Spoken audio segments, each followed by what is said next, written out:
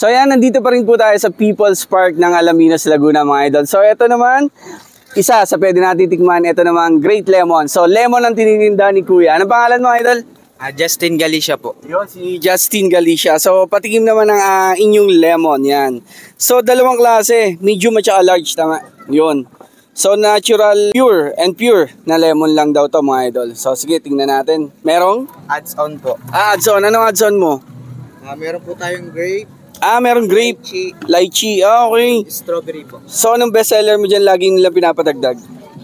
Naubos na po sir yung blueberry po. Yung blueberry. So mura no? 30 pesos yung ganyan kalaki? Opo. Yung laki no no? Diba? Lagyan po natin ng ano sir. Sige, grapes. tingnan natin grapes. Yun. Nagkakulay yung lemon. Hindi na siya kulay lemon. So tikman natin So ayan guys, ito yung grape lemon ni Idol. 30 pesos lang to. 40 pesos po. 40 pesos plus 10 pesos for the add-on. So ayan, tikman natin Hindi siya ganun kaasim. Manamis-namis. Tapos mura 40 pesos. Ang laki na nito. Sobrang nakaka-refresh mga idol. So di ba? So kung naghahanap ka dito ng lemon dito sa People's Park, tikman nyo to. Great lemon. Ayos to idol. People's Park Great Lemon. Thank you.